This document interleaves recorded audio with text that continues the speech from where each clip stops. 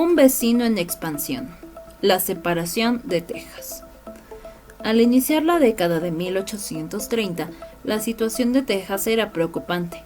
Año con año cruzaban la frontera miles de estadounidenses que se instalaban de forma ilegal en aquel territorio sin que el gobierno pudiera impedirlo.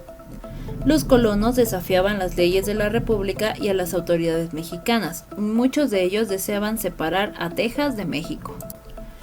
A finales de 1835, el Congreso decidió convertir el país en una república centralista. Esto causó descontento en algunos estados y sirvió de pretexto a los colonos tejanos para consumar su propósito. Así que se declararon independientes, argumentando que ellos habían jurado la Constitución Federal de 1824 y no estaban obligados a ser parte de un país que había cambiado su forma de gobierno. A principios del año siguiente, el entonces presidente de México, Antonio López de Santa Anna, marchó al frente del ejército hacia Texas con la intención de someter a los colonos rebeldes. Mientras estaba prisionero, firmó un acuerdo en el que se aceptaba la independencia de Texas y ordenó la retirada de las tropas mexicanas. El Congreso se negó a aceptar este convenio y consideró que Texas continuaba siendo parte del país. El gobierno mexicano no tenía recursos para financiar una nueva campaña militar contra los separatistas. Finalmente, los tejanos declararon su independencia y formaron una república, pero en 1845, Texas terminó por convertirse en un estado más de Estados Unidos, lo cual generó un conflicto entre ambos países. La guerra con Estados Unidos. Una vez que Texas se incorporó a Estados Unidos, este país buscó extender sus dominios hasta las costas del Pacífico. Para conseguirlo, propuso a México la compra de Nuevo México y California, pero el gobierno se negó a vender estos territorios. Ante esto, el gobierno estadounidense planeó conseguirlos militarmente. A pesar de esta amenaza, los grupos políticos mexicanos no suspendieron sus disputas. Por el contrario, siguieron enfrentándose entre sí. En tales circunstancias, resultaba muy difícil afrontar con éxito a un enemigo mejor preparado para la guerra. Los primeros enfrentamientos se produjeron en abril de 1846 en la frontera entre Texas y Tamaulipas. En mayo, Estados Unidos le declaró la guerra a México. Durante los meses siguientes, los soldados estadounidenses invadieron nuestro país por dos frentes. Unos atacaron Tamaulipas, Nuevo León y Coahuila, mientras que otros avanzaron hacia Nuevo México y California. En septiembre del mismo año, tuvo lugar una reñida batalla en Monterrey, y en febrero de 1847 se libró otro enfrentamiento de grandes proporciones en un paraje llamado La Angostura, cerca de Saltillo, Coahuila. El gobierno de Estados Unidos envió otra fuerza a atacar Veracruz. Sus barcos de guerra sometieron el puerto a un intenso bombardeo. Marinos y soldados mexicanos defendieron la ciudad, pero debieron rendirse ante la superioridad enemiga. Las tropas estadounidenses avanzaron hacia el centro del país y en agosto de 1847 llegaron al Valle de México y emprendieron el ataque contra la capital de la República. En los alrededores de la Ciudad de México, en Padierna, Churubusco, Molino del Rey y Chapultepec, se libraron batallas en las que fue derrotado el ejército mexicano. Finalmente, el 14 de septiembre, el ejército invasor izó su bandera en Palacio Nacional y permaneció en la ciudad hasta mediados del siguiente año. A lo largo de varios meses, algunos representantes mexicanos negociaron con un enviado estadounidense para acordar los términos de la paz.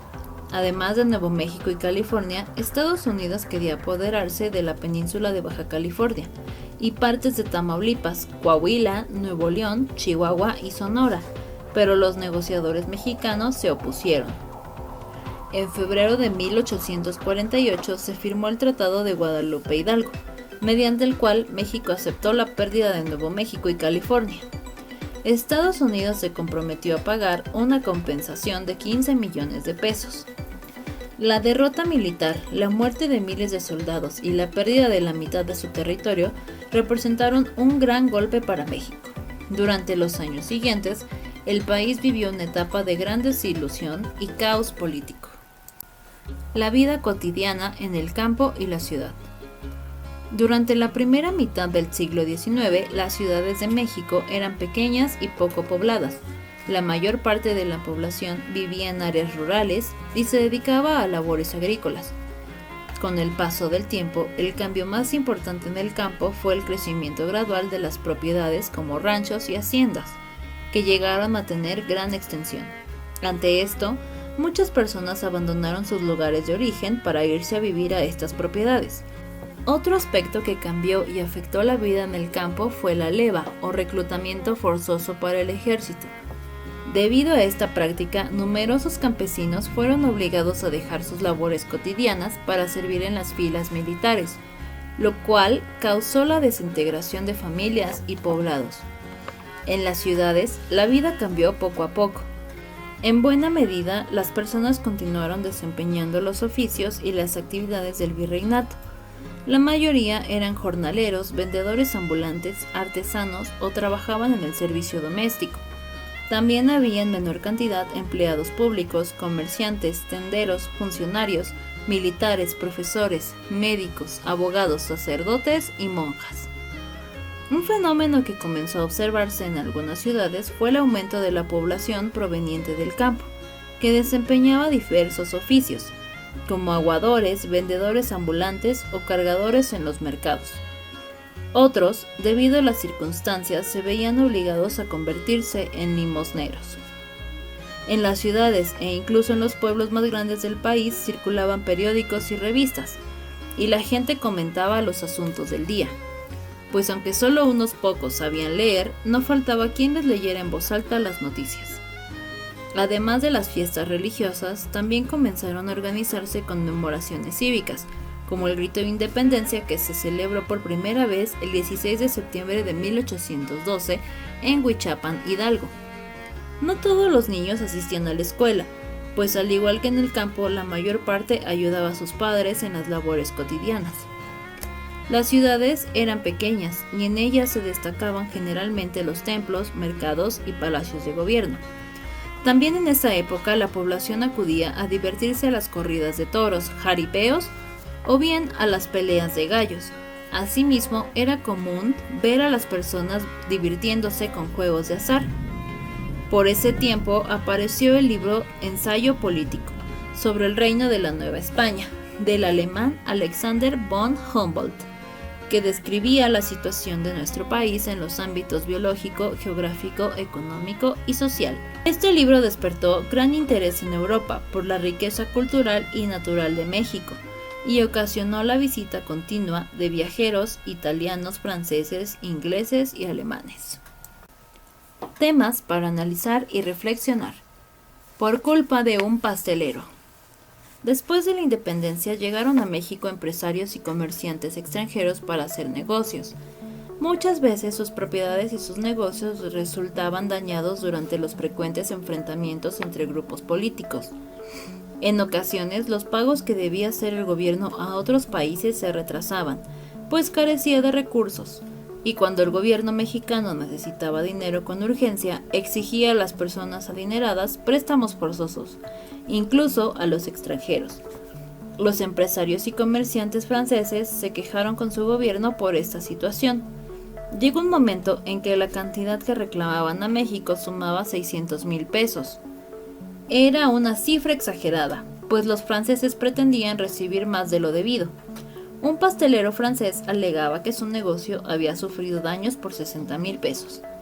¿Te imaginas la cantidad de panes y pasteles que podían comprarse con ese dinero?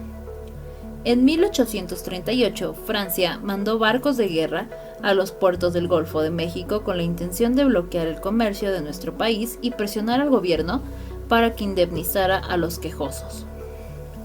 Los franceses cañonearon la fortaleza de San Juan de Ulúa y atacaron el puerto de Veracruz, en ese entonces protegido por una muralla. Ante estos ataques, el gobierno mexicano aceptó pagar la cantidad que reclamaban los franceses.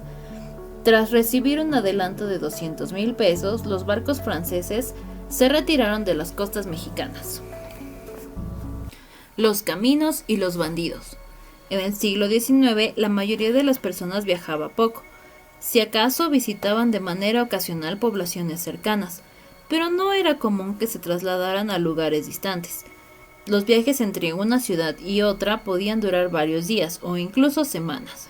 Los caminos eran malos y los transportes incómodos, aunque se intentó mejorar las comunicaciones. Las personas debían usar aquellos caminos, ya fuera que viajaran a caballo o a pie, en diligencias tiradas por mulas, en sillas de mano o incluso en las espaldas de cargadores indígenas, como era costumbre en algunos estados del sureste. Las mercancías se transportaban en carretas o en mulas que conducían los arrieros. Por la noche, estos viajeros se hospedaban en posadas, mesones, en los portales de los pueblos o incluso a campo abierto. Sin embargo, algo peor que todas las incomodidades era la falta de seguridad, pues muchos caminos estaban llenos de bandidos. Con frecuencia, estos atacaban a los viajeros y despojaban de sus pertenencias. En ese tiempo no había cuerpos de policía que vigilaran las rutas, lo cual facilitaba los robos. Además, muchas veces las bandas de asaltantes contaban con la protección de autoridades o jefes militares de algunas regiones. Los asaltos en los caminos fueron algo cotidiano durante gran parte del siglo XIX, lo cual causó un grave daño al comercio y a las comunicaciones. El hecho de que entonces existieran tantos bandidos estaba relacionado con las pésimas condiciones económicas del país, pero también con la falta de autoridad, el desorden político y las frecuentes guerras de este periodo.